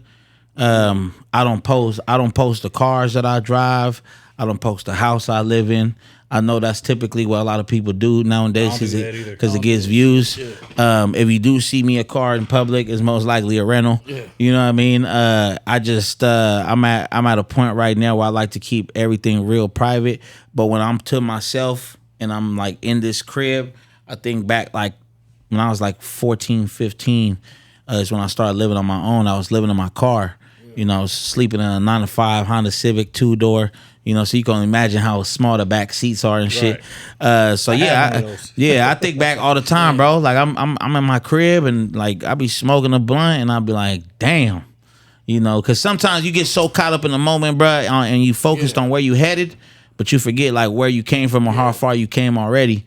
And that's the reason why I'm cool. I don't like we was talking about just a second ago. There's certain things I don't indulge in because I'm comfortable. I'm straight where I'm at. You know what I mean? I'm blessed. My earlier years, bro. I'm one of the things that a lot of people should take into consideration is like we in an era where everybody want to be the man, and they want to be the man now. I remember my first years in Thizz Latin. I used to be. There was times where I got stuck outside the show, bro. I couldn't get in. Oh man, you know what I mean? You were underage. I was underage. Yeah. People didn't know who Gas was. Right. There wasn't no need to cater to me. And I wasn't like no sour ass person. I was tripping. I didn't feel no type of way. I literally waited for my number to be called, bro. Yeah. And I got to a point where I'm like, I got to an age where I'm like, all right, Thizz Latin and that platform don't did what it did for me. Now it's time for me to do something for my people. Yeah. And that's it was 2013 when I started Trap Hours. And that was my way of like branching off and trying something new. And then I started bringing people with me, bro. We started hitting up the road. We started stamping shit. That's kind of how, 30 on Me. 30 on Me is what changed my life. You feel me? That record right there changed my life. I'm not really a fan. You feel me? I'm gonna keep it real. You said it wasn't even your favorite one. Yeah, it wasn't my favorite song. It's just a song that came out. And it's also, we are in a different game right now, but at that time, bro, I think 30 on Me did like 20,000 views in the first month. And then it was at 40,000 on the second month. That's big. And then it touched the 6th month and somewhere landed at like 200,000. And I think right now, it came out early, but I think right now we're at like 7-8 mil. Yeah. On like YouTube alone and shit. We did probably about like 50 mil all across the board. you know, on that record. And it was just that record that just everybody like, bro, like that shit was real. I felt that shit. Yeah, that's, you know what I mean? So, dope. and you know, a lot of people are expecting music like that from me nowadays, but my life changing, bro. Right. You gonna get the music that resonate what I'm going through. Right. You know, sometimes I try to do a little like envelope pusher type of music where I might tell the next person's story in hopes that other people can relate. Yeah. But for the most part, bro, like I make music the easiest when it's something that I'm going through. That's Northern California. A lot of us, it's almost a curse, but we talking about this shit. We really be rapping about like for real shit. So when you start easing up and being chill in life, that's when I quit. But I'm like, what am I talking about? Now I got a fucking mortgage and a nice car. Yeah. That should make you a target in the hood. And you know what's crazy is that unfortunately, bro, we really can't dodge. Like we was talking about, there's certain lifestyles that we can't leave. Yeah. And I think Nipsey Hussle was a prime example for us. True that. That I think that bro was, you know, came up from his hood. He was building businesses in his hood, and at some point he got a little comfortable where he probably was like, man, this is my hood, like it's love. But there's always that one or two persons ready to crash out. And I really fucked with what bro was doing before he passed away. I used to pull up to the Marathon store because I knew his story. You know, I cop a little Crenshaw shirt, you know, just to support. You know, I seen all the innovative shit that he was doing in there, and I knew he was from the trenches. So it really kind of resonated with me when I see him lose his life out there. I'm like, we can't dodge it, bro. You know, we just can't. You know, bro will tell you, you know, when he like I said, when he hit me about the podcast, I'm like, bro, there's just certain places where like I can't sit down. You know what I mean? Nigga, anything can happen. You feel me? That's just how it goes. So let me pull up on y'all. You know what I mean? But for any of the young niggas that's watching, anybody who's watching No PaperWork podcast, man, and they just paying attention, like you really just gotta get it how you live. Once you get it, because the hardest thing ain't getting it, it's keeping it. Yeah, you know what I mean? So once you get that shit, bro, hold that motherfucker tight. Have you a plan? Because as soon as you usually get that bread basket with no plan, that 200 grand gone. That 500 grand gone. Hey, 30 grand gone. Hey, you ain't no plan. I ain't gonna lie, I'm guilty of that. Me too. All of us. You know what I'm saying? We all are. Yeah. Empire sent me my first 100,000 when I was like 20. You feel me? What'd you spend it on? Yeah. Nigga, I called all my partners. Like I'm about to get a rental car tomorrow. Yeah. And we going across the country. We gonna go crazy. We went everywhere, bro. Yeah. I went everywhere. We was in Vegas fucking up a check, bro. Yeah. You know, we went to the jewelry store. We bought some chains. You know, we did everything. I think the 100,000 was gone by probably like 40 days. In a retrospect, if you would have thought, if you had a plan with that, you could have, in a longevity run of it, put everybody in a nice chain. Yeah, but I think you have to get that out your system. Thank you. You have to get it out your system so that way when the next check comes, you're like, damn, I ain't got shit to show for it. It took me like 3 checks. It took me like 3 checks, bro. Because when you come from like nothing, and bro, like what? I woke up you know, we signed paperwork and all that. You don't think it's real until you wake up one day and your fucking bank account look different than what it ever looked like, bro. Like, and then it's just like, what the fuck? But then it's also I had to get rid of that. Like I used to blow a bag trying to prove a point to people, right? So there was an album that I did. I think it was Street Vendor. We paid like 30 bands for a billboard on Melrose, Fairfax area, just to be like, I did it. Yeah. And, you know, I look back at it now and just like, same thing with the jewelry, bro. Yeah. You know, people probably seen the Paletta chain on me for the last like 3-4 years. But because I had bought chains before this, and then I bought this one, and they don't make you feel no different. You know, and then the shit that really matters, like buying cribs and buying cars and shit like that, the shit that my kids need or anything like that. Crib, yeah, for sure. And I ain't gonna, you know, I think that's the era we in, right? People be having some icy shit, go back with their parents, you know, living with their moms, probably don't pay bills. Everybody's life a little different, you feel me? But when you living on some grown man shit, and you could do that shit off of music or something that you love, man, that shit lovely, bro. But that's why before I got my first chain, I was like, man, I gotta buy a house first. Real shit, that was my mentality. I need to buy a house, and then I didn't get my first chain until I got my second house. So I got investment property, and I got my main home. But I didn't, man, I wasn't wearing shit. I ain't gonna lie. I was like, that was my mentality. Like, if I don't have a house, what the fuck I need to shine for? I had speakers in my Camaro before that motherfucker ran good, and that's a fact. Yeah. I'm just saying, there's 2 kinds of hood dudes. I was like, look what I can do, even though I was the same one. First check I went straight to Highline, bro. Yeah. I spent like 15,000 at Highline. First check I got, bro. And like I said, they don't make you feel no type of way, nothing different. It's just about like slowly learning, getting it out your system. Yeah. Now once you get it out your system, now you know how to move. Fuck, bro. All money is good money. You know, if you a 9-to-5 worker out there, get that shit, my nigga. Yeah. I don't know why we in that era right now where people feel like you gotta be a hustler, you gotta be a rapper. Right. You know what I mean? I kick it with plenty of people. You know, matter of fact, I kick it with plenty of people that got, fucking, they're doctors, they're surgeons, they own insurance companies, real estate agents, bro. Like, everybody get in it. And when it comes to like going out and doing all the fun shit we enjoy doing, nobody give a fuck where this money came from. Right. Bruh got it from selling houses. Bruh got it because he a doctor. I got it because I'm rapping. But we kicking it. Right. You know what I mean? We all chilling together and shit. If you're not a 9-to-5 guy and you're kind of an entrepreneur and you have a hustle that get it for you, it helps out that plan. But most of the time, if you are an entrepreneur type, you already had a fucking plan and it's already working. That's why you got a bag. Yeah. You know what I'm saying? Yeah. And I think it's a social media era too that makes everybody think they gotta have it. Right? They think they gotta be a hustler. Yeah. But like you said before, like a lot of these motherfuckers are faking it. You know what I mean? A lot of these motherfuckers is fake it to make it. You know what I mean? Yeah. They buying gold plated shit with cubic zirconians. I just seen Moneybag in an interview say he used to wear fake shit in the beginning. I was like, damn. Yeah. And I think people are looking down on certain shit, right? Like, people, if you out here charging too low for a feature, they'll talk down on it. Yeah. You know, I remember one time I was on a flight to Hawaii and I was doing story promos. I'm like, man, I'm on this 5-6 hour flight. Fuck it. I'm going to buy the internet, Wi-Fi on the plane. Yeah. I'm going to do a promo deal. You know, I think I was doing like $7,500. So I'm like, you got a business. If you're an artist, tap in. And a lot of people was in my messages like, oh, what, you losing money or something? Like, you broke now or something? So from SFO to Hawaii, I think I did like 4 bands. Oh shit! You feel me? Yeah, I did like 4,000 from the moment that I hopped on my plane to the moment that I landed. That's what's up. And I'm like, I don't take social media serious. Right. So you telling me I can make 4,000 from just showing love to others, right? Because we ain't getting over on nobody, we ain't scamming nobody. You feel me? We actually helping people's businesses because our platform is real. Yeah. You know, we do got a real following. So yeah, I shot it out like 40 to 50 businesses at 100 a pop, bro. We got it how it is. I just seen my nigga Mr. Fab do the same thing. Yeah. He was pushing $500 verses. People probably were thinking like, Mr. Fab with a $500 verse. I seen Brown run up $100.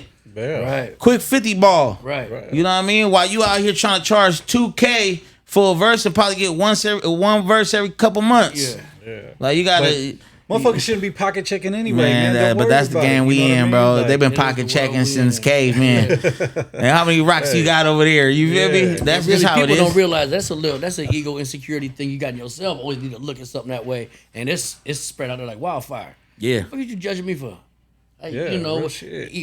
Even you got more than I got, and you still judge me, or you got less than I got, you judge me. What the fuck wrong with you? Yeah, but you not letting that bother you and still doing it, man. You well, because like you said, it's an insecurity thing. If I know what's in my bank account, I know what.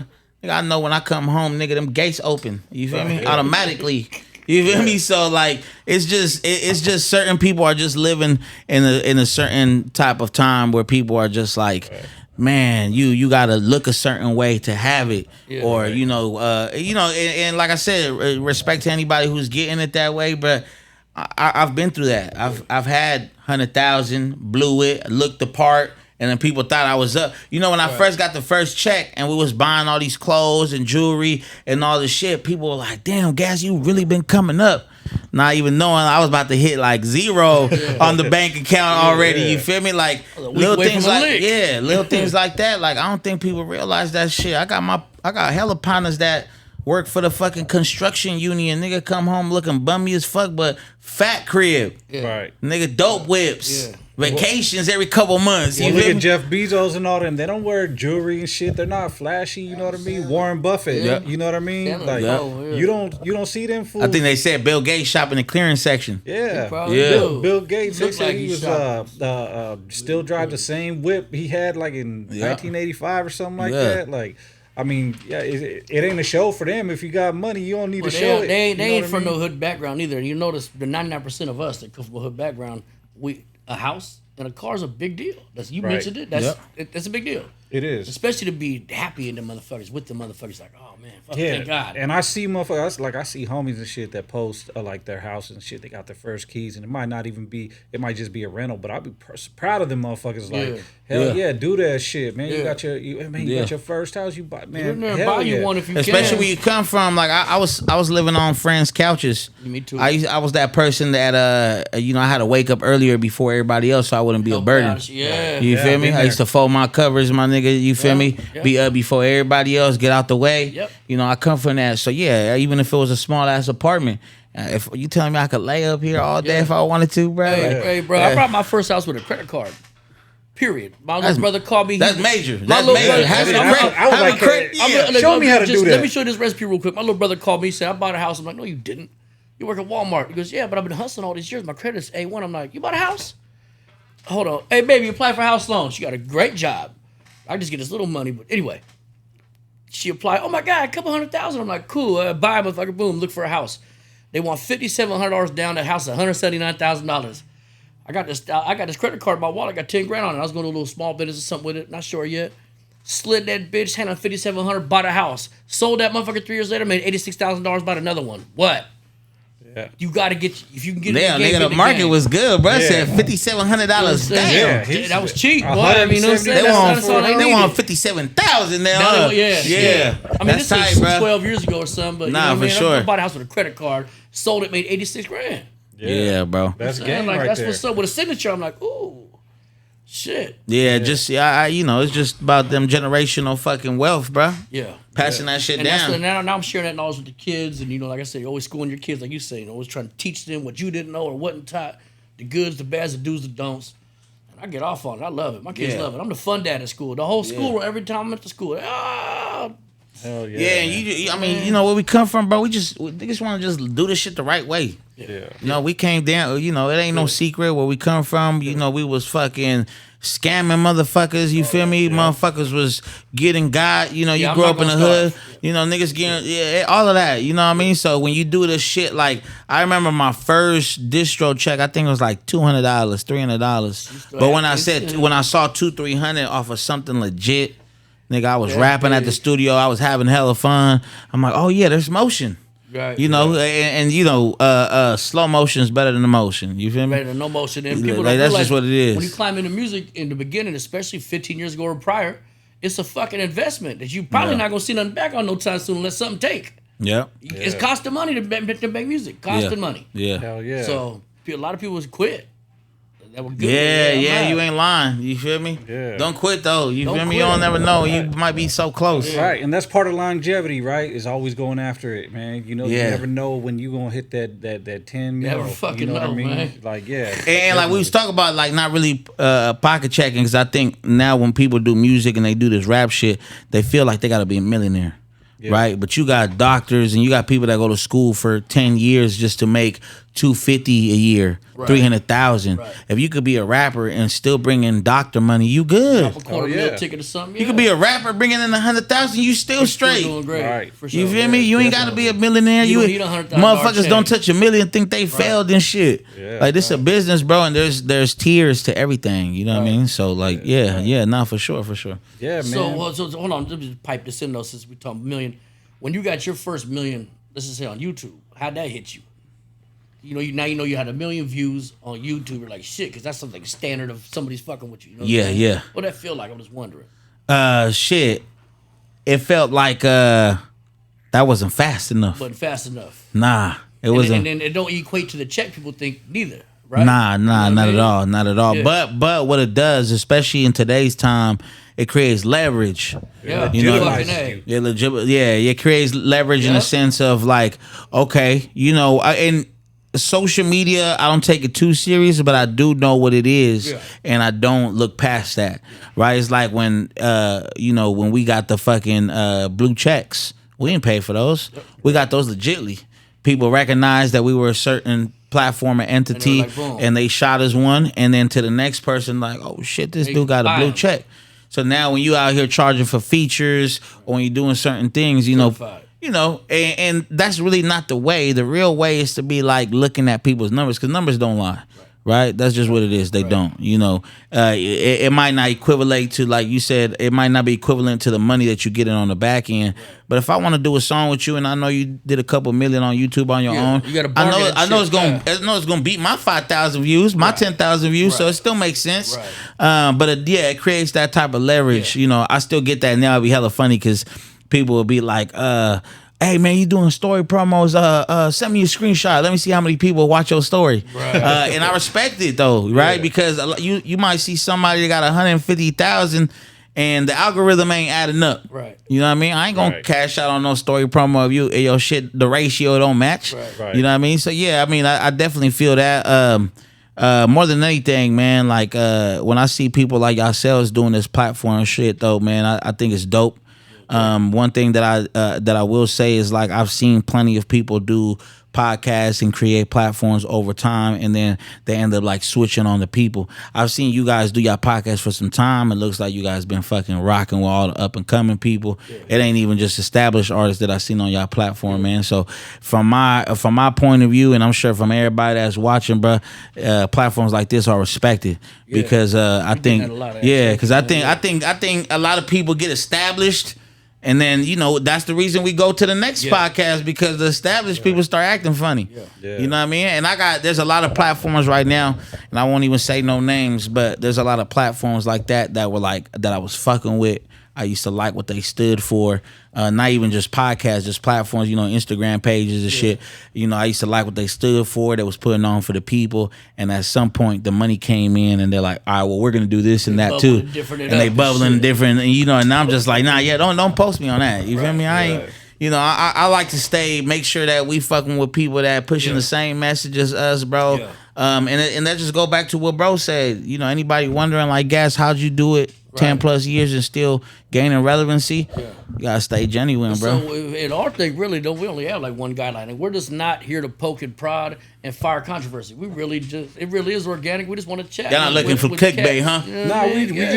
We trying to give people their voice, right? We're trying to give you a platform. I know you got your own platform, but you know, sometimes you don't talk about yourself on your own platform as much. Right. You don't get your message across. So we're just trying to give people we're trying to give them a platform to give their voice, right?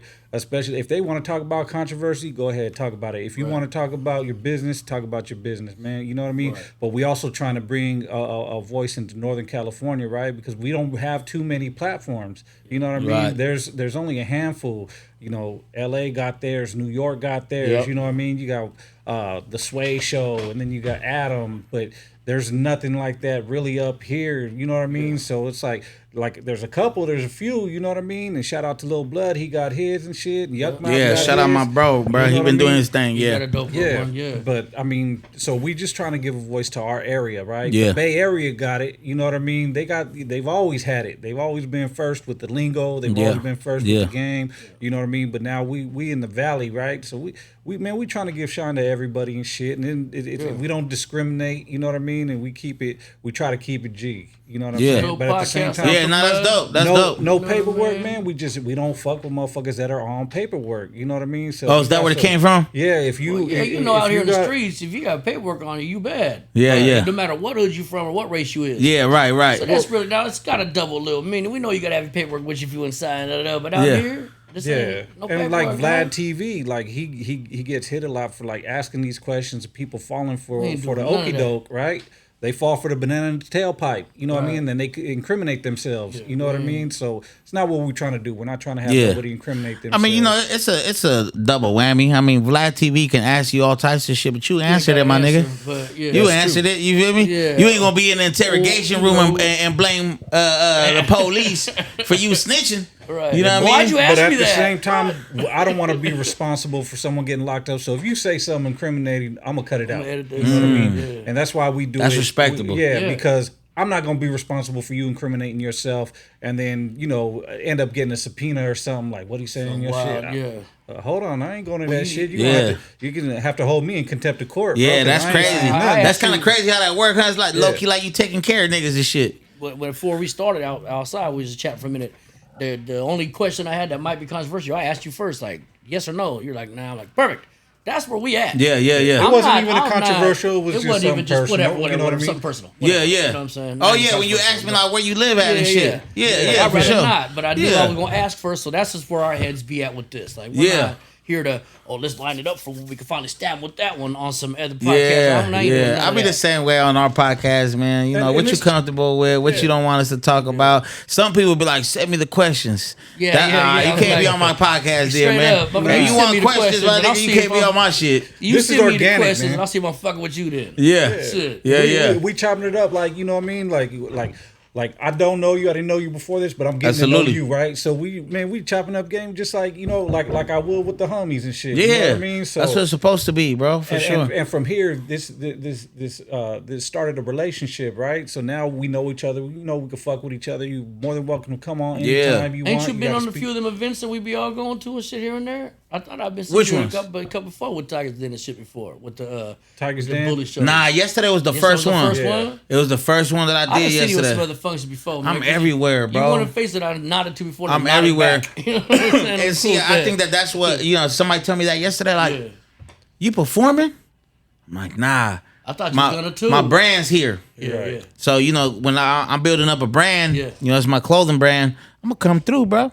You know what I mean? I'm the face. Right. If you want me to pick up a microphone, that's when the different entity kicks in, though. Yeah. You feel me? Right. You know, I got the accountant shows up. Yeah. Because and it's not necessarily because like we looking for $1, but now we got to include people who do need to get paid. Yeah. Right. You know, we need DJs. We need people that's make sure that we on. Like when we do the music shit, you'll see a whole team: DJ, manager, security. Because I'm focusing on my craft. A nigga can't even look out for himself type shit. Right. When you see me at my booth though, like y'all see me yesterday, it was me, my partners, my family. Yeah. You know what I mean? Like we out here just fucking with the people, and I think that's the shit that helped me get to this point that a lot of people don't do no more.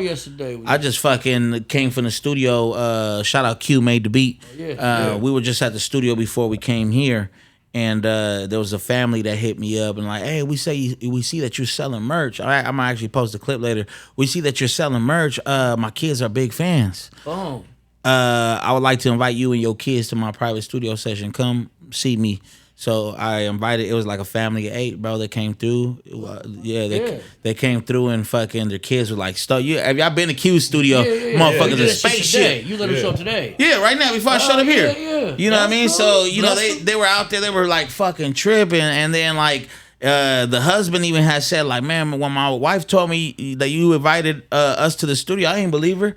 I'm like, bro, because so many people are caught up in this like I'm too good status. Yeah. Nah, the dude told me he been listening to me for 10 years. Right. And what I just did by bringing him and his family over there, he might be listening to me for another 10 years. Right. You know what I mean? So that's just what it is, man. Pay close attention. Really? Be a genuine dude. And that's, say that's you being a real genuine motherfucker, hey, bro. man. Hey, it's two kinds of motherfuckers at the fishing hole, right? You ain't catching shit. And there's that guy like, I don't know. He catching them. And there's the other cat like, oh, you baiting up wrong or whatever. This is what you need. You're like, oh, boom, now you want to fish. It's two kinds of people, man. Right. Yeah. Right. So you're like, oh, come here, let me bless your basket, man. Yeah. I mean, what the fuck do you lose, man? Right. Like, what do you really lose? We all regular people at the end of the day. Like I said, this rap shit is just a job, bro. Yeah. You know what I mean? It's just a job. People see me in public all the time, like, you baby gas? Ain't you? I'm like, yeah, sometimes. Right. You feel me? Like not every day, my nigga. Maybe not right now, but I'm with my kids and shit. But if it's bad, yeah. Okay. Nah, for real though. I think we just all regular people, bro. And I think a lot of people, misconstrue that. Like, man, that's gas. He'll never fuck with me or he'll never do this. Nah, bro. Like we don't. Right. Bro invited me to the podcast. Like I said, I'm coming to you. Right. You ain't, You ever feel weird when people come up to you and shit, or they standoffish and they look at you from like the back and nervous to come up and say something? Like, does that ever strike you? Yeah, bro. Weird? Look, I had a situation. Right, this is just a funny one for the podcast. I had a situation the other day. I'm at the gym. And I'm always bound. I got like 2-3 gym memberships and shit. When I do go to the gym, my big ass be fucking missing a week and then doubling back for 2 and missing another. Yeah. Like, so look, I'm at the gym the other day and I see somebody like, kind of like peeping me. Yeah. And my problem is like when you peep me and you don't say what's up, like I said, we still outside, bro. You gotta let me know what's up. So I'm going to one station and then bro follows me to that station.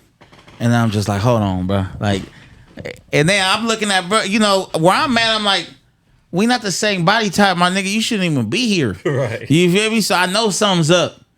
And I'm just like, all right, I'm just peeping game. And you know, I'm thinking to myself, like, anybody who peeps me, just know I peeped you before you peeped me. Sure. Right. You know what I mean? That's just the type of time I'm on. So bruh's following me everywhere. So yeah, I get done with my workout. Sure enough, I go on Instagram just talking my shit about this shit. I'm like, bro, you ever see me somewhere? Say what's up. Yeah. Because we don't know what type of time you on.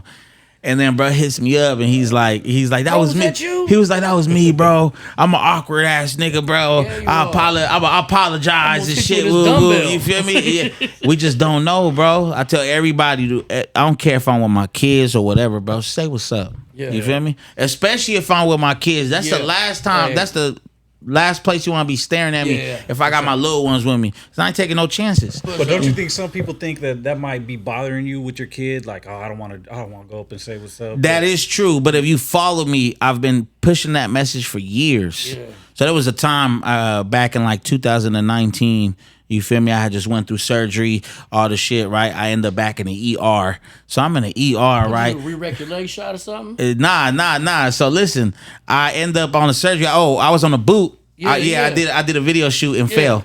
So I ended up back at the ER, right? So I'm in this fucking wheelchair and I'm in the ER, bruh. And then I get a message on Instagram, and this is a video, bruh, of me in the ER, and this video is taken from outside of the hospital through the window. Holy and it's That's just some weird it's shit. just me. It's just me in the hospital, bruh, in the ER and shit, looking all hurt. Man. And the dude or girl, I forgot what it was like, man, I wanted to say what's up, but didn't know if it was cool. And I'm like, my nigga, so you go outside and take a video from like 100 yards? You want some low key? Yeah, I'm like, bro was like 100 yards out. I'm like, nah, bro, don't do that. Just say what's up, bro. You feel me? And you ain't gotta, you know, I feel like there's a respectful way to do it. Yeah. I get hella people. There's hella people that bump into me all the time, like, gas, what up? Fuck with the music and keep it lit. Right. Yeah. That's it. Some people like, hey, bro, you think I can get a picture? Cool. Those might be a little situation. You might catch me at the wrong time. I don't know. But there's a lot of people that keep a player gas. Right. Yo, fuck with the music, bro. Yeah. Keep doing your shit.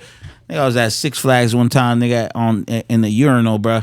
Nigga. Oh, that's the worst. Nigga come right next to me taking a piss. I got my dick in my hand. He like, oh shit, baby gas. Bro tries to dab me up. I'm like, nigga, don't try to dab me up in no fucking bathroom, bro. Right, I'm in the bathroom, bro. There's a time and a place for everything, you know what I mean? Yeah, but for the most part, I fuck with anybody who fucks with me, bro. Like, it's a lot of love. Because you gotta remember, it took a lot of times for people to be like, do you even know who I am? Right. So the first time that I did realize somebody knew who I was, it's a blessing. And it's still a blessing. If you're a figure. You know, I just recently was in a cafeteria, like at a hospital, and two dudes was looking, and I was just like, well, they could know me from music back in the day, they could know me from this podcast, or it could have been old funk. I don't know, but either way, I'm gonna get my shit. And then later on, I got home, and he'd hit me on Instagram, man, big fan of No Paperwork, wanted to say hi. And I'm like, motherfucker, you should have said hi. Right. Yeah. You was making my motherfucking BLT. Yeah. Just say hi, man. Like, just say hi. Yeah. Is there a time that you don't want people to come up to you? Like, besides in the urinal, of course, that's hella weird. But is there a time where, like, you know, if you eating with your family or something? Nah, hell nah, bro. You don't mind that shit? We signed up for this shit. Yeah. It don't even make no sense. Yeah. You know what I mean? Like, there is times where, you know, we might, I will respect it if you at least ask. Like, yo, you think we could take a picture? Yeah. Don't ever pull out a camera on me. You feel me? Just like, yo, gas, what up? Like, without even like saying what's up first. Yeah. You can ask anybody. I until this day, I've never denied one person for fucking.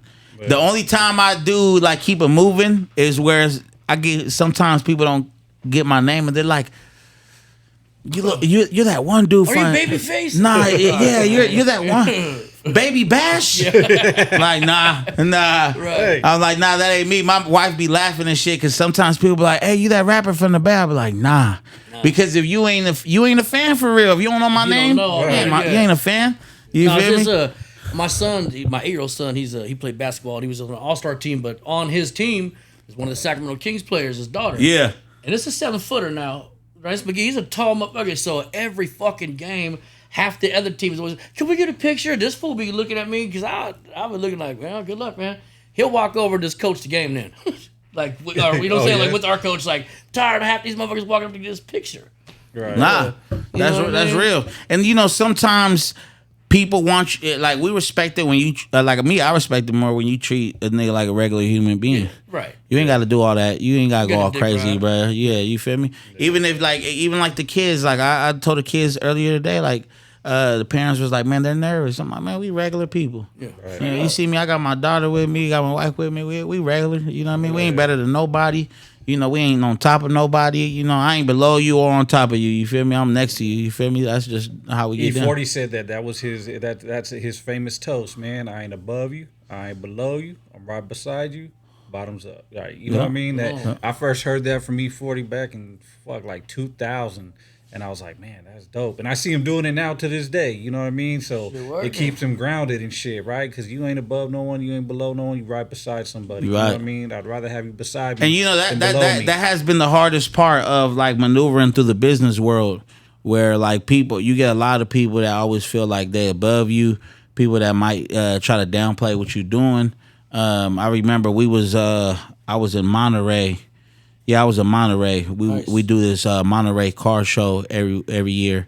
It's called Motorsport now, but you know it's some expensive shit like $2,500 a ticket. We had the tequila there. You feel me? So we ended up being in the building with like nigga billionaires. You feel me? They selling private jets. It takes place at the Monterey airport. So they're having a party in the hangar. Yeah. My little brother had bought me a fucking. He gifted me like a suit. It was like a BMW suit. You know us, we came from like the NASCAR jackets and shit like that, right? So I had a BMW suit on. And one of these white folks, bro, tried to call me out on that shit. What? You know, dude was like suit and tie. And he tried to call me out on it, and he was like, hey, like nice suit. Oh, thanks. You feel me? Talking shit? Yeah, at first I didn't think he was talking shit. He was like, but do you own a BMW? Oh. I'm like, yeah, mine's the one parked in the front. You better own his ass. Yeah. Custom wrap, 1 out of 1. Yeah. You feel me? And I don't even toot my horn like that, but when he like pulled out that question, right? I'm like, yeah, mine's the one in the front. You know, custom wrap, 1 out of 1. Like he's like, oh, okay, you feel me? His whole demeanor changed and shit. Oh. And I was just curious. I'm like, what do you drive? You feel me? Right. Because this is a car show. You know, so I'm like, what do you drive? He's like, oh, all right.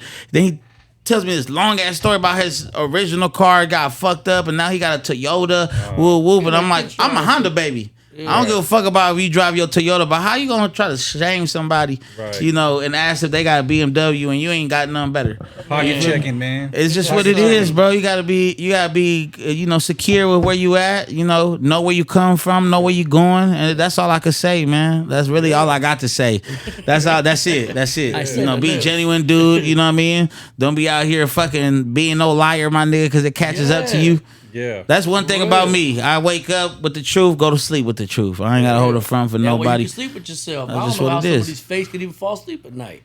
Or how can you wake up and look at yourself in the mirror knowing your whole life is a lie? Like everything you say is just fabricated. You know what I mean? Yeah, hey, that's 90% of people, bro. I'm praying for them suckers, man. Yeah, but we gonna wrap this up because I know you got your family waiting and shit. We've been here almost 2 hours. Yeah, man. It's good, man. I didn't realize that. We fucking with it for sure. We definitely got to have you back. You know what I mean? Because there's a lot of shit we want to touch on and shit. I just don't want to keep your family waiting and shit. Nah, man. It's good. Nah, we gon' whenever, you know what I mean? Whenever it makes sense, we'll double back. We'll come through, pop up. Man, hit a motherfucker when that movie coming. I want to see that shit. Yeah. Come on, man. Like I said, how small the role is. I don't care if you're a waiter. I'm like, let him serve that shit, man. Well, you know, my first role was I was a paletero man. Oh shit! So I did a show. What movie was it? It was a show. Oh, okay. It's called Ghetto Busters. It was like a remake of Ghostbusters. Right. You feel me? It was. It had Concrete on there. You know, from down south and shit in L.A. Big Critic had a couple people, reputable people in there, and I played the paletero man that gets robbed. So they got this cholo nigga robbing me and shit. Motherfucker pulls up on me like, man, give me your money. You feel me? And I flipped the script on his ass, pull out like a little baby musket thing on his stupid ass, like, man, and I end up stripping him. Yeah. So I did that role first, and that was like some comedy shit. They don't want even script. That was real life. Yeah, I just think that we got to be taken a little serious, bro. I feel like a lot of the Hispanics that have been coming up, they do like comedy roles and shit. I mean, I'm looking deep down. I'm like, where's the fucking Mexican Denzel, my nigga? Yeah. We gotta be able to be taken serious from a certain standpoint. Right. So that's kind of where I want to, start heading. Hopefully, in the next few years, I start dipping and dabbing into something a little more serious. But yeah, I mean, hell yeah, I appreciate y'all having me on here, bro. And whenever y'all ready for me to come back, whenever it makes sense, man, and tap in. You feel me? Yeah, for man. Hey, I appreciate you, man. Thank you. Sure. Hell yeah. Baby gas. Hell yeah. Ghetto Vato. Come on, man. Come on. What's your next project coming out? What's the name of it? I ain't got no name of it right now, but by the time this drops, I'm assuming this record gonna be out. So make sure y'all go tune in and stream Baby Gas Checking In. This is gonna be out. This is gonna be out next Friday. So. Yeah, perfect. So make sure you stream Baby Gas Checking In. That's my newest track. It drops this Wednesday, but by the time this comes out, it'll be out already. Sure. All Dopest right, man. podcast cooking, your reputable source, turf journalist in this motherfucker. Yeah, no paperwork podcast with the Ghetto Vato, Baby Gas. Let's you go. know how we do it, man. Let's go. Hey, one love. Appreciate y'all. Tap Peace.